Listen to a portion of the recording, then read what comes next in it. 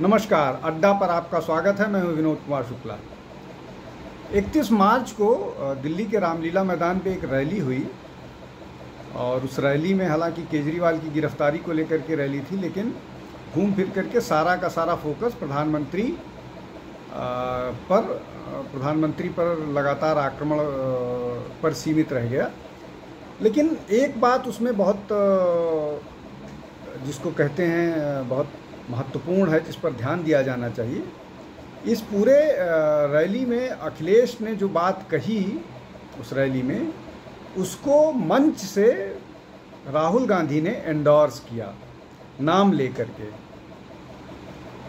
और थोड़ी बहुत कुछ इस तरह की परिस्थितियां नज़र आ रही हैं कि उत्तर प्रदेश में अखिलेश की पार्टी, समाजवादी पार्टी और कांग्रेस बेहतर तालमेल बिठाने की या एक दूसरे की मदद की कोशिश कर रहे हैं।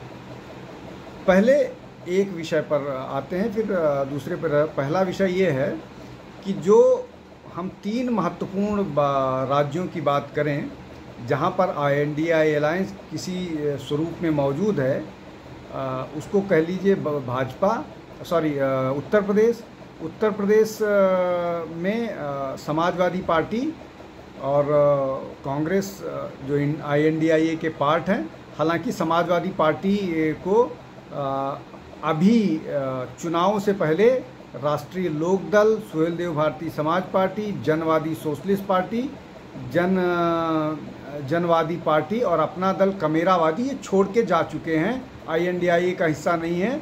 और अपना दल कमेरावादी और MIM जो ऑल इंडिया MIM है, असदुद्दीन ओवैसी की पार्टी, उन्होंने मिलकर एक PDM बना लिया है, पिछड़ा, दलित और मुस्लिम, जिसका पहला नाम पहले जिसको पिछड़ा, दलित और अल्पसंख्यक के नाम से जाना जा रहा था। अब यहीं से मुश्किल शुरू हो रही है अखिलेश की, इसलिए कि जैसे ही उसको पिछड़ा, दलित और मुस्लिम बनाया और असदुद्दीन ओवैसी की पार्टी आई, इसका मतलब ये कि पूरी की पूरी मुहिम जो है वो मुस्लिम मतदाताओं को सेंध मारने की कोशिश है, जो उत्तर प्रदेश में लगभग 19% के आसपास है। दूसरी तरफ एक और जो उनके लिए मुश्किल आई है कि वो बहुजन समाज पार्टी जिस तरह से अपने कैंडिडेट दे रही है, उसमें मुस्लिम कैंडिडेट ज़्यादा हैं, तो वो भी मुस्लिम मतों की सेंधमारी करेंगे। समाजवादी पार्टी का अपना कुछ कमिटेड मुस्लिम वोट है, तो ये एक बड़ी मुश्किल आ गई। अब इसमें कांग्रेस की एक छोटी सी बात ये है कि कांग्रेस के पास कोई ऑप्शन नहीं बचा हुआ है। कांग्रेस को उत्तर प्रदेश में समाजवादी पार्टी ने 17 सीट दे दी और जो दे दी उसको स्वीकार करना पड़ रहा है।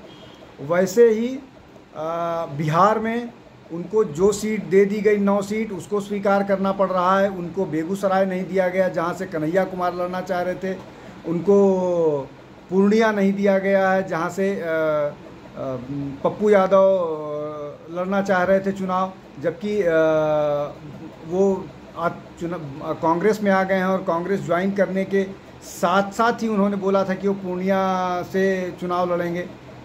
इसके अलावा लालू प्रसाद यादव ने ये स्पष्ट कर दिया कि पूर्णिया सीट नहीं छोड़ने जा रहे हैं। महाराष्ट्र में जो अलायंस हुआ है उसमें शिवसेना ने ऑलरेडी 22 में से 17 नाम घोषित कर दिए हैं। इसके अलावा जो वहाँ पर दलित वंचित पार्टी प्रकाश अम्बेडकर वाली है, उसने 9 सीटों पर अपने कैंडिडेट घोषित कर दिए हैं। जो नेशनलिस्ट कांग्रेस पार्टी है उसने अपने 5 कैंडिडेट्स घोषित कर दिए हैं।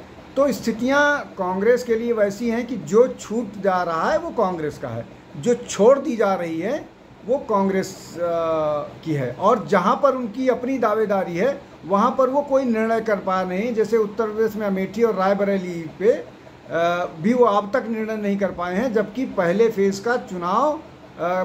के नॉमिनेशन की डेट ख़त्म हो गई है। अब आ करके समझने की कोशिश करते हैं कि ये सारा का सारा मसला क्या है कि ये अचानक न केवल कांग्रेस बल्कि समाजवादी पार्टी भी इस तरह के समझौते पर तैयार हो रही है। देखिए, उत्तर प्रदेश में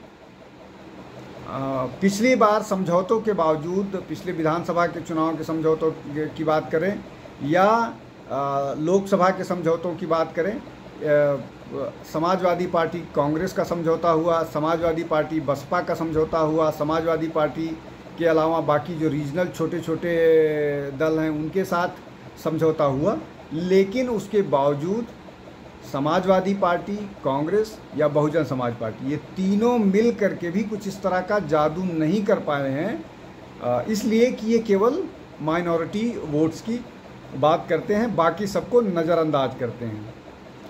अब जो नई परिस्थितियां बनी हैं उन परिस्थितियों में फिर वैसी ही स्थिति है जहां पर माइनॉरिटी वोट होता हुआ दिख रहा है। अगर आप इसको देखें, जिस तरह से बहुजन समाज पार्टी ने अपने कैंडिडेट्स उतारे हैं तो कुछ मुस्लिम वोट उधर टूटेंगे, वैसा ही समाजवादी पार्टी का कुछ कमिटेड मुस्लिम वोटर है वो उसके साथ जाएगा।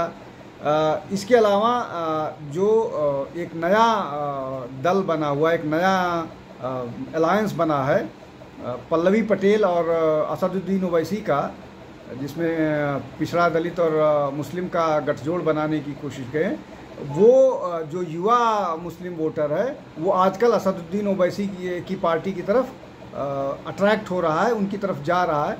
तो ये एक परिस्थिति है जहां मुसलमान मुस्लिम वोटों का बंटवारा होता दिख रहा है, और ये सबसे बड़ी चिंता का विषय है समाजवादी पार्टी के नेता अखिलेश यादव के लिए। जब बिहार में भी कमोवेश ऐसी ही स्थिति है जहां पर जो 2-3 दल हैं वो मुस्लिम वोटों का बंटवारा कर सकते हैं, लेकिन आज हम अपना फोकस यहीं उत्तर प्रदेश पर ही करते हैं कि क्या ऐसा अचानक हो गया कि समाजवादी पार्टी और कांग्रेस जो एक दूसरे के साथ पिछले विधानसभा चुनाव में बहुत तल्ख रख रहे थे एटीट्यूड, विशेष रूप से मध्य प्रदेश में जब अलायंस नहीं हो पाया, अचानक सॉफ्टनेस कहाँ से आ गई, क्यों इस तरह से आ गई? उसका सीधा सा कारण ये है कि अभी की परिस्थिति में जिस तरह से चतुष्कोणीय मुकाबले दिखाई दे रहे हैं उत्तर प्रदेश में,